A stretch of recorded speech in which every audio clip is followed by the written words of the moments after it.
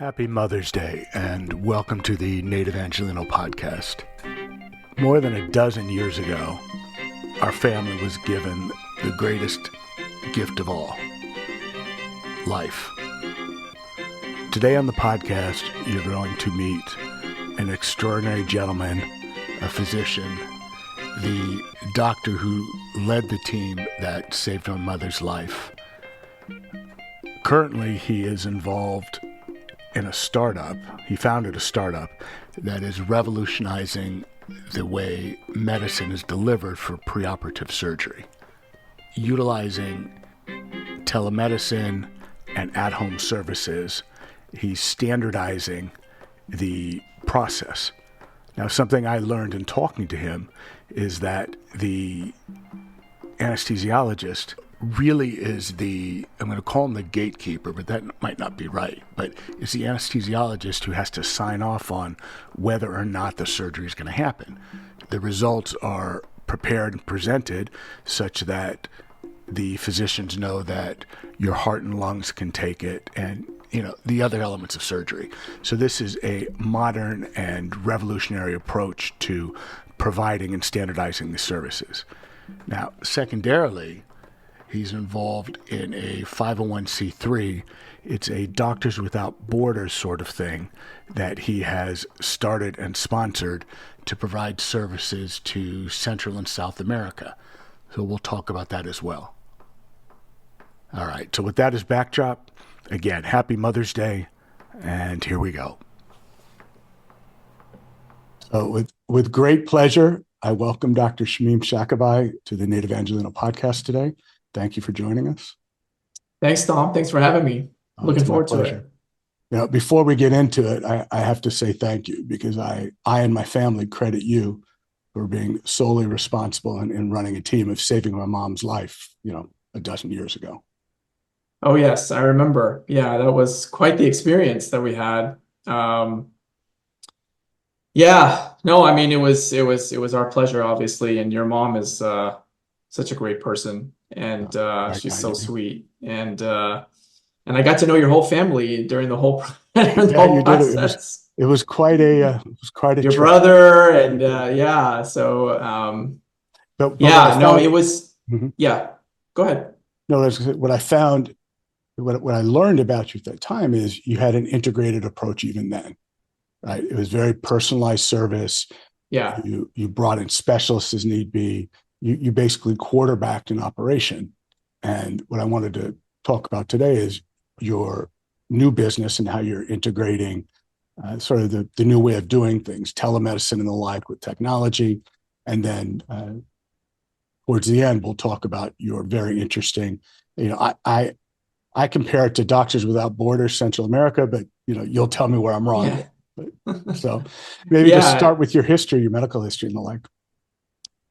Yeah, no. So I, ever since I was a kid, I wanted to be a doctor. Like ever since I was like 5 years old. I grew up in LA, Orange County, mostly Southern California, pretty much. And I was always curious about how things worked. And, I was always asking everybody in my family questions about how does this work and why does this do that, and drove them crazy. And fortunately, I had a physician in my family, my uncle, who's a cardiologist. And I would always go to his office and I would, play around in his office when I was a kid. And I would always see people come in and the way he treated them and the way they, walked out of the office. And so, all of that stuff and my interest in science and biology and how the human body worked and sometimes didn't work. And so that all kind of motivated me to be a physician from very young age. And so that was always my goal during high school, college. I went to college at Cal State Long Beach, got my degree in biochemistry, and then went to medical school at UC Davis up north in Northern California. Great experience. Got a great clinical education there. And then I came back down to LA for my internal medicine residency at Cedars-Sinai. Where we met. And that's where we met, right? And so when we met, I was leading a private hospitalist group called Platinum Medical Group.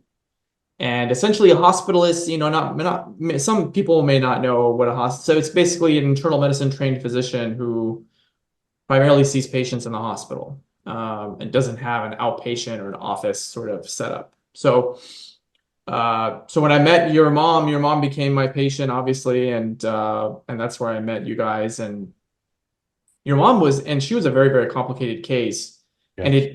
it required me to call in a lot of other specialists, which can make care very fragmented and can make patients and their families very frustrated because different physicians from different specialties have different perspectives.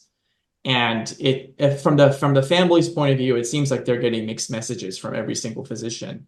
True. And so the importance of having an internal medicine doctor or a hospitalist, or as you put it, quarterback of the team, it just makes it super important that the communication between that individual and the family and the patient is really on par, and has to be there to sort of have everything make sense for the patients and their Right. families. So let me stop you there for a second. So going back to the early 90s, I'd raised capital for firms, when the electronic patient record was kind of a new concept, and are we going to be able to digitize everything and all of that? So now we roll forward to, I guess it would have been the, late 2006, 7, 8, whatever year we were talking about in there. And I remember we had a specialist you brought in. The way we remember her is Dr. House. Remember the I know exactly who you're talking about. Yeah. Yeah, and she would show up at 3 in the morning, 2 in the morning, and sit out in front of the room, and she would go through 4 to 6 inch binders, multiple binders that included the paper results and the notes that you all have put together during the day in every different physician. And she would manually have to, go through a lot of this and try to come up with solutions. Now that's 15 years ago, let's say. Right. So how much has that changed now where you have, digitization easy, but, large data sets and models that can now start to spit out results and possibilities and the like? Yeah, I mean, it's changed quite a bit in the sense of how we as physicians access information. So yeah, it used to be that, physicians wrote notes, handwritten notes in the chart on paper in binders, and you would go and see the patient and read through the physician's notes, assuming you could decipher their handwriting on some of them. And so now, all those notes have been sort of, taken from paper and now put into a computer screen. But you'll hear a lot of complaints from physicians about electronic medical records, and it's not that they're against technology, because we use technology in every single other part of our life, and it seems to make it more efficient and faster and easier. But for some reason, when it comes to digital electronic medical records in healthcare, it just makes things more inefficient. Like I can look at the computer screen and read a bunch of notes from other physicians, but a lot of those notes are copied and pasted information from previous days. I see. It's a lot of data dumps in the that's not really relevant. And so it's interesting because when it was paper and pen, you really understood what that physician was thinking about that patient. Whereas now you read the computerized notes and you're not really clear about what, if there's been any change, if there's been any new sort of insight into the patient's care. Is that because of the transcription or the physician's lack of desire to be creative? I think it's a little bit of both. I think it's a lot. I think just the process of thinking and writing there's just something about that process that invites innovation and creativity and insight versus typing away in a computer. a lot of that's a lot of, like I said, a lot of that information is copied and pasted. So you don't really know what the physicians are thinking. And so, it becomes easier to look up lab values and imaging results and all that stuff. So that makes it a lot easier. But in terms of the communication amongst the physicians, I think we have still a long way to go in terms of adapting to computers and electronic medical records and really how to make them more functional and user friendly. So is it fair to say that the more generic information, the test results and the like, no problem? But the Yeah, piece that requires creativity and expertise and, the artistic element and that you still find the written record a better way to go. yeah. Believe it or not, So what about that's in a the case case. like we were discussing with my mom, where you've got 10 or 12 or 15 physicians involved? Yeah, It can't be easy reading 15, separate case reports and trying to put the information together. yeah. No, I mean, I think it's especially once a patient is in the hospital for 4, 5, 6 days, then you're really only focused on changes I see. and updates. And so, and then, I would always communicate with all the physicians that were taking care of a patient. I would have a group text string where, we would have like an active chat on what's going on with the patient. A specialist would chime in and say, yeah, this test result came back and I think it's more likely to be this than that. And then there would be a discussion about it. So honestly, the real-time asynchronous communication between myself and the other specialists and consultants on the case was so much more fruitful than me reading their notes and the chart. Um, so that's kind of how we really bypassed the medical record, was just our individual texting and chatting and talking, communication with each other. So what about voice to text or voice into the patient record? Would that be an innovation worthy of leaning on? Yeah, they have that now. They have, so, the Dragon has a medical Right. type of software, and so yeah, so you can definitely uh talk and then it'll transcribe it. Um, it's fairly decent in terms of the transcription quality. Um, a lot of physicians used to dictate. They would just like Right. talk into a phone, and then there would be somebody listening in the background. So that's now been replaced with the Dragon type software. But now, interesting, they have there's a few companies that are in this space now, and it's AI. So it's an AI. Um, so what happens is you're having an interaction with a patient, and there's an AI in the background. And as you're talking to the patient, and then the patient's talking to you, the AI is transcribing the visit for you, but it's transcribing it in a medical sort of note type format. Yeah. It's not just like like you said Right. this and the patient said that. And then would you as the physician audit that before it becomes Right. permanent? So it gets sent to you, you take a look at it, you review it, you edit it, and then you sign off on the note. So I think that's really the future of medical documentation and software is the AI basically transcribing the note, putting it in a medical type format. And then also the next step would be recommending diagnostic treatment Right. and, So that's and something I wanted medicines. to hit on. Now, obviously, these systems will become perfected over time and their error rates and all of this, but it would make sense that, here's all the data collection, here are 15 possible conditions, things to look at. Maybe we probability weight them, or however it spits them out to you, and presents it to you as food for thought. Now, maybe as an experienced, physician, you've thought of the all 15, or maybe you've only thought of 11, I don't know. But it seems to me that just as in any other industry, my industry, it does help, assuming the accuracy is, Yeah. fairly tight. Yeah. No, I mean, it definitely does help because, there's always certain diagnoses that you may not consider in a patient if it's just your brain, and so if what the AI can do is it can open up the realm of possibilities into things that you may not have thought about.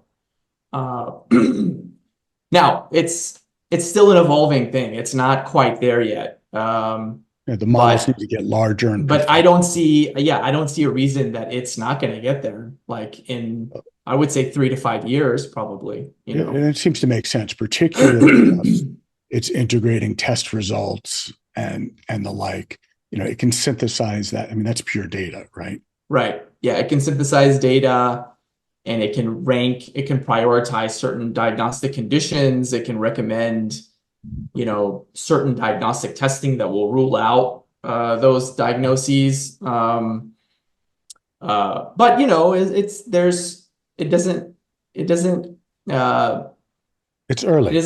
it doesn't talk to the patient, obviously, and it doesn't, there's some things that you can garner from talking and Right. interacting with a patient on a human level that play a role into your decision making that the AI just, I mean, And this is the eventually it'll argument probably get across, there, but right. So, yeah, this is the argument across much of AI utilization is, mhm. the artistic element or the experts element, you know, still requires that, but a big piece can be helped along, shall we Oh say. yeah, it's a huge augment. It's a huge augment. Yeah, and it supplements your own clinical sort of intuition by that analyzing all these large data sets for sure. And before we get to your new business, let me just ask a question with regard to hospitals. So let's Hmm. take teaching hospital, UCLA or Cedars, for example, research Yeah. institutions versus Hmm. private versus Kaiser, let's say. Uh, is there a view as to the implementation of AI? Are research institutions more likely to use, less likely to use?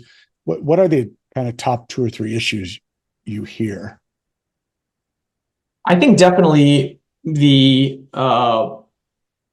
more complicated, institutional sort of medicine, like for instance, UCLA Cedars is already implementing AI in some of their processes. I think this is going to be at the large health system. It's going to start there,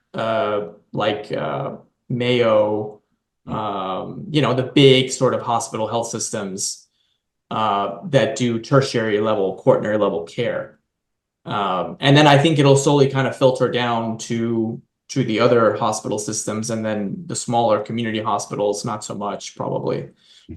Um, I'm sure a institution like Kaiser will look at implementing AI across because they're just so integrated um, that it would make sense for them to implement something like that.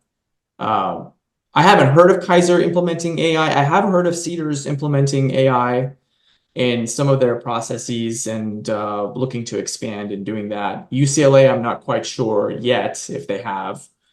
But it makes sense. I mean, in terms of like coming up with staffing ratios and nurse to patient ratios, and The there's just administrative elements. administrative element. There are all sorts of like operational things that go on in a hospital that you could have a large data set and analysis done by AI to really aid, in making the processes more efficient. So, And what does at the tertiary level mean? oh, tertiary quaternary level care is like, quaternary level care are like institutions that can do advanced transplants, that can do, it's like the highest level of healthcare in this country. And then tertiary is like a level below that. I see. So that's kind of how they subdivide or they rank the health systems in terms of this is a quaternary level care center, is this a tertiary level care center? So it plays a role when you have a patient that you need to transfer to another hospital because they need quaternary level care, and so then that's kind of the term that you use for that. So am I correct? And so locally, I maybe they're gone, but what was Mhm. Midway or Olympia Hospital, whatever it was, Olympia, yeah, it's you gone. would have Olympia's gone. Yeah, you would have transferred from there to correct. UCLA. Correct. That's right. That's Mhm. right. Yeah. Right, so tell me about your new business, what you're doing. I know it's at the progressive end of the spectrum. So let's start from the top. Yeah. So, company's called MyPreOp. Um, and so MyPreOp was sort of born out of the pandemic. So I don't know if you remember back in 2020 when the pandemic first started, the government, CMS came out and essentially said, it doesn't matter if you're going to see a patient in person or over video or on the phone, we're going to pay you the same. The reimbursement rate is going to be the same. And that was a total game changer. Because prior to that, uh, there was some reimbursement for telemedicine, but it was very minimal. And so there was really no financial incentive for physicians to do any kind of telemedicine visits to make that available to their patients, even though telemedicine was during that time, especially in Los Angeles, people having to drive to a doctor's office, park, get involved in traffic, it could take probably 2 or 3 hours out of your day. So even though there was a demand from the patient side for these types of services, there was no financial incentive from the physician side to do this because they weren't getting paid. So once the government came out and made this change, I was still during that time I was still running the Platinum Medical Group, the Hospitalist group, and we really wanted to uh, get more involved with surgical patients in the hospital. And so I saw this as a unique opportunity to say, okay, well, why don't we start doing preoperative medical evaluations on patients? And now we don't have to have a brick and mortar office. I can just do it from a computer pretty much. So we started, advertising this program to a lot of the surgeons, and they started using us. And we would see patients over video, and then we would, if there was any testing that had to be done, that we would send. There was a company that went out and did mobile testing, EKGs, blood work, chest X-ray, echoes, everything, you name it, they would do it. And And from that the was, patient side, is that fully reimbursed? yeah, yeah, that's reimbursed. It depends on their insurance. So Medicare obviously reimbursed all of that. During the pandemic, I think during that 1 or 2 years of the first 2 years of the pandemic, I think even the commercial payers would reimburse that stuff. And so that program was catching on. Patients really liked it. The surgeons' offices really liked it because they were starting to get stuff quickly back. And then that company got acquired by a large physician staffing company back in 2020. And so then I stayed on with him for about a year, and then I left. Platinum Care was acquired? Yeah, that's right. Platinum Medical Group was I acquired. didn't Yeah, realize that. Congratulations. yeah. Thank you. That was late 2020, and so I stayed on with them for about a year to help them with the transition, and then I moved on to just kind of do my own thing for a while. I did some traveling, and I did some medical missions in Peru and Ecuador and a couple of other places, which I'm sure we'll get to Yeah, later. sure. And then I was just kind of enjoying not working every day and not having my phone blow up, um, and the person that and I was just twiddling my thumbs, and I was just starting to get bored and I remember we talked during that at home. time. Yeah. Yeah, I was starting to get bored. And so then I thought back to this pre-op stuff that we were doing, and I just said, you know what? I think this can actually be a standalone business, just by itself, because I just saw a tremendous gap in the healthcare system when it came to pre-op medical evaluations. For one thing is that it's really a wild, wild west in terms of, most people most patients, when they find out they need surgery, they usually go to their primary care physicians, and each primary care physician kind of does their own thing, and they're not always, up to all the recent evidence and all the guidelines for preoperative medical evaluations on patients. And so there was just a lot of variability in the product that was being produced by these primary care physicians. And a lot of times the anesthesiologists, who are the gatekeepers of surgery, they would see these pre-ops and they would just say, look, this is insufficient, or this is not good enough, or this is, there would be things like, physicians would they would write in a prescription, patients cleared, and that's the only thing that they would submit. And so the anesthesiologist said, no, we need a more thorough eval for this patient. So let me stop you there for a second. So Yeah. the pre-op visit, what you're doing is you're standardizing the level of care at a high end, Right. and a package that's acceptable across the board. You're simplifying the access for the patient, Right. and providing a product to the physicians that is comprehensive. Correct. And you said that the anesthesiologist is the gatekeeper. And I guess maybe intuitively I knew that, but I presume that's because they're putting you under, taking you up and down, so that they're most concerned with your... They're the most concerned with your cardiovascular status and whether it can withstand the stresses of surgery and going under general anesthesia. And if it can't, they're the ones that have to deal with all of the physiologic problems that happen in surgery. And so, if the anesthesiologist says, no, I'm not comfortable putting this patient under general anesthesia, that's it. Then you're not, that patient's not going to go and have the surgery. So essentially what we did was we started this new company called MyPreOp, where we said, okay, we're going to ensure that every single patient goes through the exact same rigorous, thorough preoperative optimization process, that we've come. And, we went to the Johns Hopkins perioperative meeting. We took a lot of the guidelines, the most recent guidelines that they had, and we implemented them in our practice. And, it's a lot of things, preoperative medical evaluations, really all history. It's like what the patient tells you.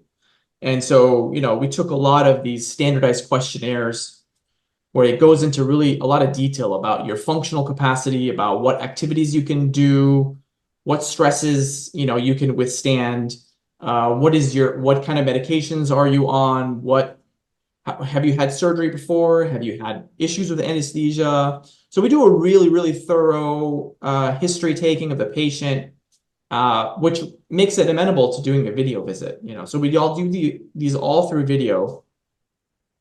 And depending on if the patient needs additional testing, then what we've done is we've actually put together a testing kit that we ship to patients. So in this testing kit, there's a blood pressure cuff, there's a pulse oximeter, there's a tablet, and there's also a digital stethoscope in the box. And so essentially what the patient does is they put the stethoscope in the parts of their heart, they just rest it on there, they push a button, and we can listen remotely to their heart and lungs. So that part of it is really cool. A lot of people don't know that this technology exists, but so that part is really cool. And then if they need an EKG, we actually have a device. It's like a belt, and it goes around your chest.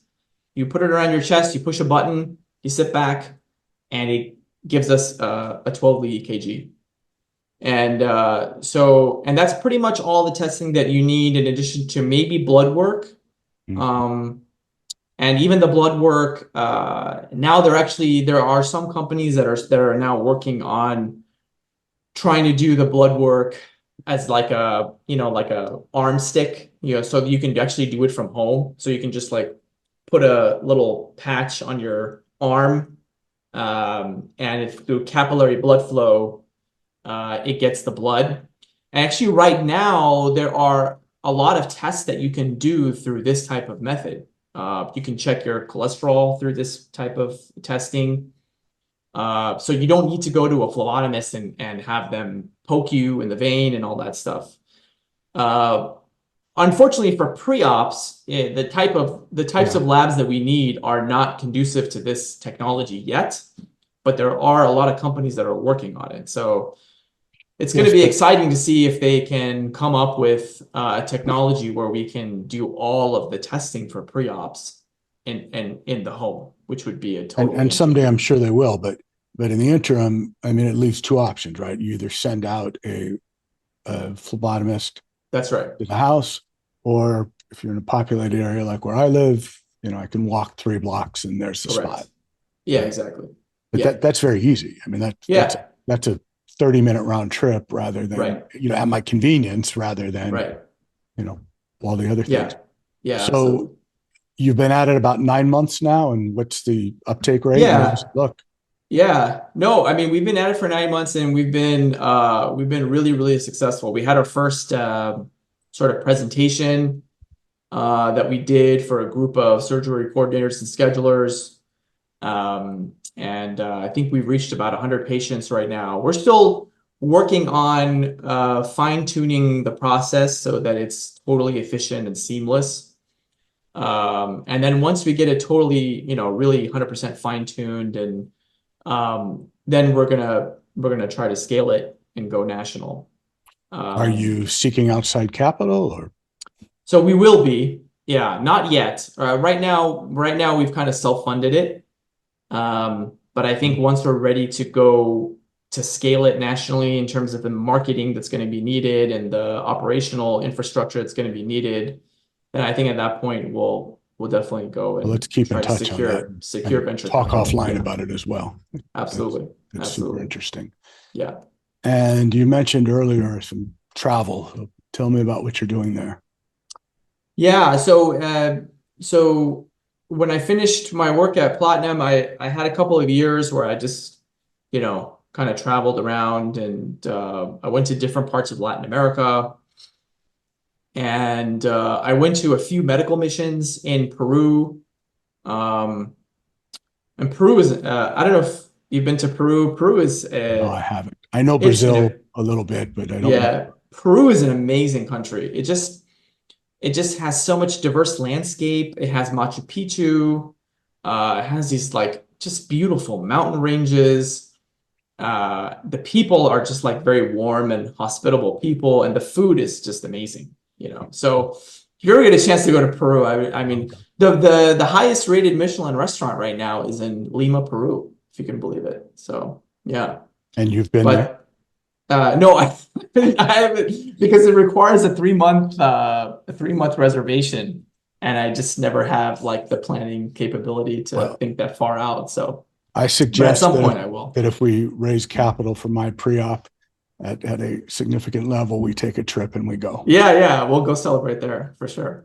But yeah, no, so I did some medical missions there, and that was the first time I had done a medical mission, and the experience was just, I mean, it was like a life-changing experience for me. It's man, just being in front of these people and being able to just practice medicine at its purest level, without any administrative burden, without any documentation requirements. It was just me and the patient talking, figuring out a diagnosis, and giving them medications. So let's back up a little bit. Yeah. You decide to go to Peru somehow. Why Peru? Yeah. So Peru. So it was funny. I wanted to plan a trip to South America, and before I bought my ticket, I got this email from an organization. They were called Mountain Medics International, a great organization. Awesome.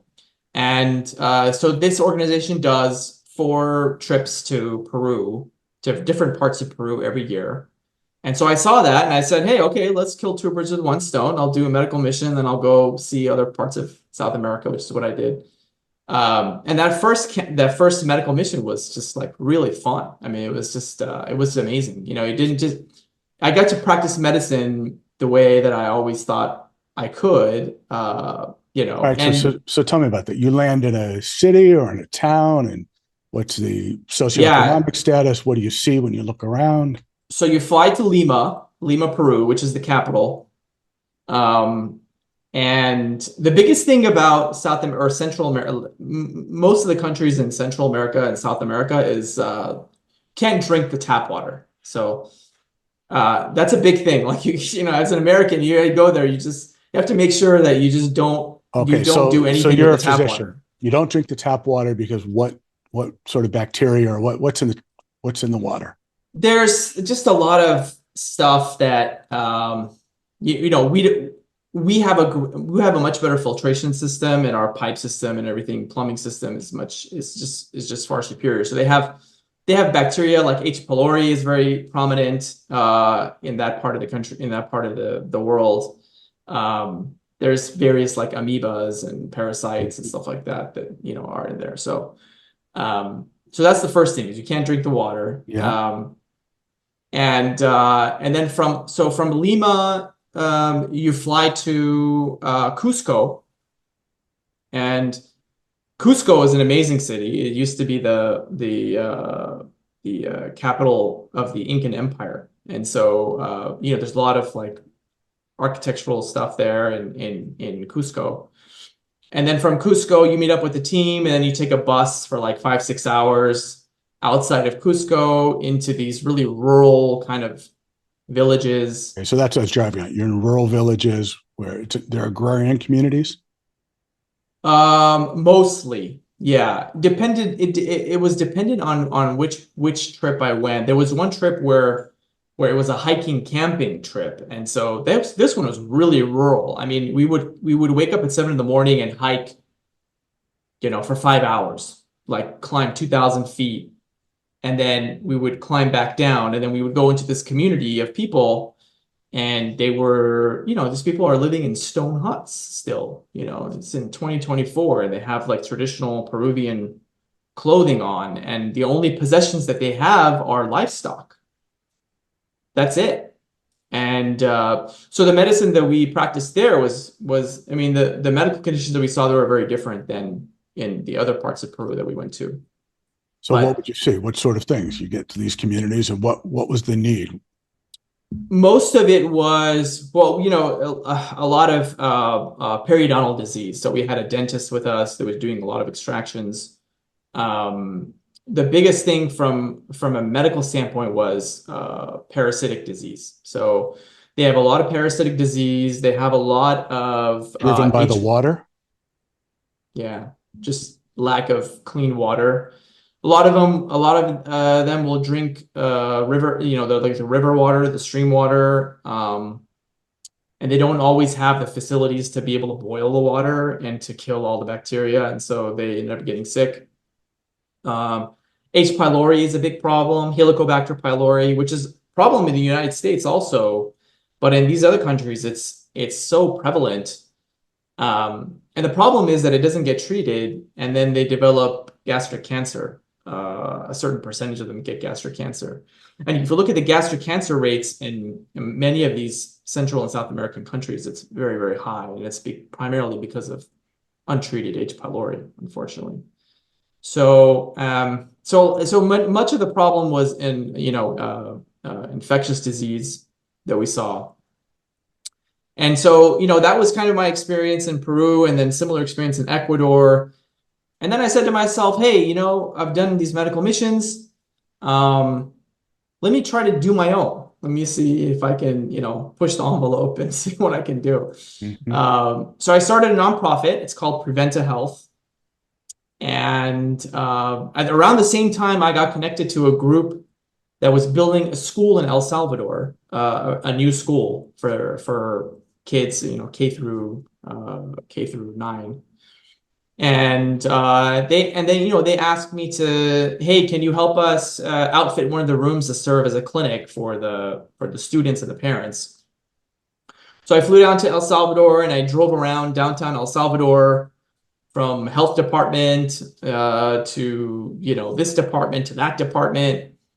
And you know, the thing that surprised me about these smaller developing countries is the amount of administrative bureaucracy that they have um, it's tremendous, and it's difficult to get past it, especially as a foreigner in their country. So I saw is that. this with regard to corruption and sort of the old school, if you want to get something done, Yeah, you I have mean, to pay a little bit, I or think these countries do have that history of corruption. I think I think that now the pendulum has swung the other way. And so now their administrative states are so burdensome to guard against corruption that nothing kind of gets done anymore. So, so I was thinking about putting up a clinic there but there was so much red tape that I had to do. Um, they wanted me to get a Salvadoran physician license. They wanted me to like register the clinic, and I had to do all these things. And so then I told the group that was funding the school, I said, hey, why don't we just use the school as a platform, as a launching platform to do medical missions? And what we can do is we can at least treat these folks. And at the same time, we do an assessment, we figure out what their medical issues are predominantly. And then once we figure out what the problems are, then we can use the school as a platform to develop educational interventions, because a lot of their issues are preventable. Um, just with basic things. Now, in the area where, and so then we did a medical mission, and that was in this past January. So we went out there. I brought 7 or 8 nurses with me from Cedars. And I brought 5 or 6 physicians with me, many of whom were with me on a previous medical mission in Ecuador, actually. And so we saw about 1,100 patients total. We brought 4 or 5 bags of medications with us. And it's funny that medications, the Salvadoran consulate assured me that everything would be fine going through the airport with the medications. And of course, the medication got confiscated at the airport. oh And no. I had to leave them there for like a weekend, and then I had to go and call a congressman in El Salvador to help me with the customs people, and I finally was able to claw them back. But that was a challenge.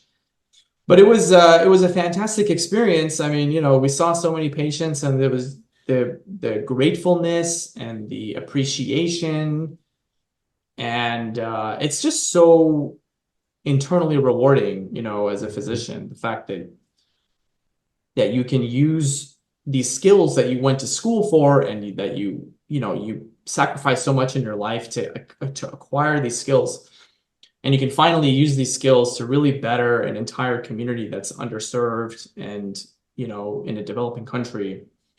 It's tremendously rewarding. And the great aspect of this also was that I got to work with, so we were being supported by the Salvadoran government. I was able to form a relationship with the local consulate, Salvadoran consulate in downtown Los Angeles. And they actually wanted us to go to a border town with Honduras, because those folks, there were a lot of Salvadoran citizens that were there. But they were part of Honduras, and so they didn't get a lot of medical attention, and so they wanted us to go there and see those folks. So, and because we went there and saw that population also, they gave us a lot of state. They gave us a driver, they gave us a bus, they paid for partial lodging and food for the campaign.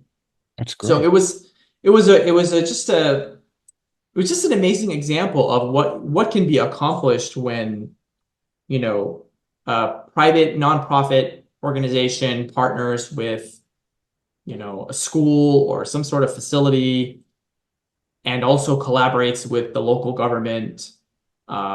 Because not only did we have ourselves, but we had Ministry of Health people from the local Ministry of Health in El Salvador. They were provided as personnel in terms of medical assistants and nurses and other administrators, which was fabulous. And so I think all of that kind of mixed in made the experience really, really great. I know it's not a new concept any longer, but 15 years or so back, there was a concept of the hybrid profit, not for profit. And I wonder Mm-hmm. if that might apply here. We'll take Yeah, a it look. could. It could for sure. I mean, Preventa right now is a 501c3 nonprofit organization. So, we raise money through private donations and GoFundMe campaigns, and I'm looking into doing a charity gala, in Los Angeles soon, hopefully in September, because we're planning on doing a second medical mission in late January, early February of 2025. Probably to it's the same area. Do you, And please go ahead. I think the cool part about it is that also we have an EMR and we're saving all of this data on this community. And so if we do educational interventions, we can track their progress and see if these educational interventions are working. And if they are, then wow, like this becomes a model of primary care access and care that can be distributed to Replicated. other developing Central American, Latin American countries. So that's really the big vision, in when I started this. Did you find that you're spending, well, first of all, do you feel like, wow, we could be here 3 times as long, wouldn't run out of people to help? I mean, is there that sense that, they're so underserved? Yes. Yeah. I mean, obviously there's a limit as to how many days we can be there. And I could, if I had my way, I would do a medical mission every couple months, and just go there and see more folks. But because a lot of them are, we saw a lot of out of control diabetes, out of control high blood pressure. A lot of it has to do with their diet and the things that they eat. And, in this particular area, it was more population dense. And so there wasn't as much physical activity from the population versus the other area that we went to near the border of Honduras. We didn't see as much diabetes and high blood pressure there, but we saw a lot of infectious disease there. Interesting. So it's not all the country, not the whole country is the same. It's different in different parts. Depends on the lifestyle, it depends on the diet, it depends on a lot of things. And so, Well, which is why you really need to do an assessment of each locality before you launch anything. I had a discussion a couple of weeks ago. In fact, I put up a recording of it with a UCLA dietitian out of the UCLA dietitian. And we talked a lot about diabetes and prediabetes, and Yeah, 90 million American adults with prediabetes. 90 million? I don't doubt it. In fact, I said to her, well, about, 20 years ago, plus or minus 18, 20 years ago, my physician, you, said, you know what, you're pre-diabetic. What are you talking about? But I remember at the time, it's the first time the phrase came into lexicon, right? It wasn't even being discussed, Yeah. prior to that. So that's how rapidly things have changed. But 90 million Americans? I mean, Yeah, that's like what? That's 25% of the population. Yeah, it's a big number. So let me play devil's advocate for a minute. You're doing a great thing in Central America, right? I hope you do it for the rest of your life. It's fabulous. I help you raise money, whatever I can do to help. But what about those who are going to say, you know what, in the US, we've got populations that are super underserved. How do we address that here in the US? I understand the red tape is different and all of this, but folks, what should we do here for folks that just are in communities that, suffer as well? It's different, but don't have healthcare, don't have insurance, don't have access, have many of the same things. Yeah, it's tough. I mean, there are so many parts of the U.S. healthcare system that drive me crazy as a physician that one of the reasons that I went to a developing country was developing countries, they don't have any access to kind of medical care. Now that's not to say that we don't have our access issues here in this country also. And I think that, one of the problems that we have in this country is that we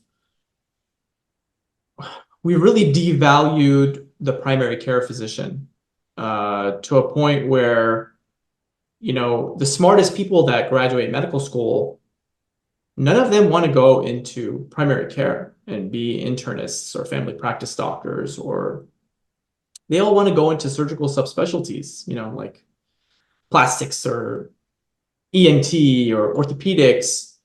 And, Is I mean, that, and is that money or stature? it's a little bit of both, a little bit of both. I think, the way that our healthcare system reimburses physicians, it's all based on what you do. So it's procedural based. If you do a procedure, we pay you a lot of money. But if you use your cognitive skills, we don't reimburse for that. We don't pay you a lot for that. And so So are you saying that if you use your intellectual capital in a preventative way, that's not reimbursed? correct. That's right. And that right there is the crux of the problem with the United States healthcare system. And this is why we're constantly chasing our tails, because we're always funding reactions to disease, whereas we should be funding people who prevent disease from forming. So imagine if we paid the primary care physician commensurate with, how many let's say they're taking care of 1,000 patients or 2,000 patients. If they're able to encourage their patients to drop their weight, to drop their BMI, to cut down their cholesterol level, to eat a little bit better, to eat fewer calories, to track their calories, Right. all this kind of save stuff. $1 and get paid a piece of it. Yeah, I think we're just really missing out on and this stuff it's fueling everything. It's fueling the obesity epidemic in this country. It's fueling all this, the pre-diabetes stuff that you're talking about. All of this is just a lifestyle, and what we eat and what we don't eat, and how much we move around in the day. This is the foundation of primary care and health and longevity and lifespan and health span that we just don't value. We don't reimburse for this in this country. And until we fix that huge piece, I'm afraid that we're just going to see more and more issues, with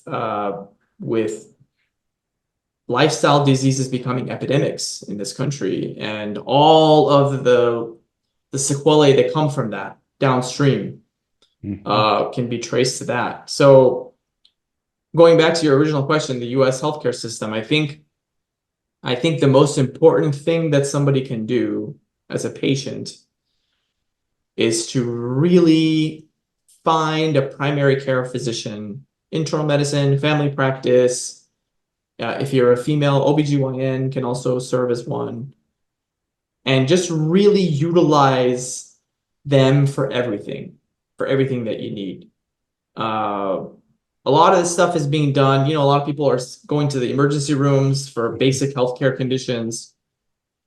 The emergency rooms are being clogged up, and they're not being able to really feel the emergencies that need to get treated. So that would be my advice for anybody. And I know that sometimes in some areas it's difficult to find somebody, which, obviously now telemedicine is now going to become the equalizer here.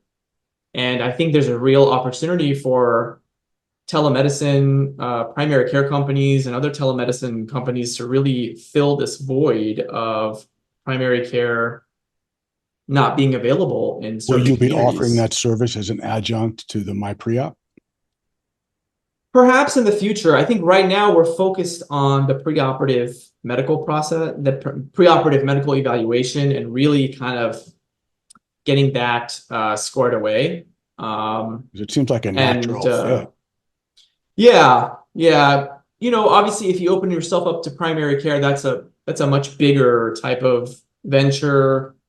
And it's much more complicated in terms of now you're responsible for screening, you're responsible for all this stuff, and again, the reimbursement structure has to change in this country for that to really take off. So am I hearing you say that the reimbursement structure for the pre-op is a whole lot easier to get through than the I mean, it's the same, but it's essentially, we see the patient once for their surgery, and that's it. And then we get, and then we just get paid for that service.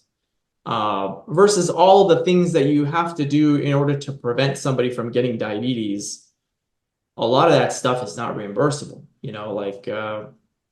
like just calling them on the phone, maybe once a week, and checking in with them to say, hey, how's your diet going today? Tell me what you ate. Or getting them to track their calories on a daily basis, weigh their food, all the stuff that people do to try to stay lean and try to, eat healthy and all this stuff. It requires a lot of time. And it may not be the physician that has to do all this stuff. It may be other folks that are part of a bigger team that really participate in the care of a lot of these patients. So, I don't think it's the physician is calling all these patients every day. I think, physician's part of a team that's kind of overseeing all this stuff. But I think there just has to be a massive shift in the healthcare paradigm in this country in order for us to really see results. Is that happening? Is there any large group or association that's looking at the world that way and sponsoring it, or not yet? I mean, there are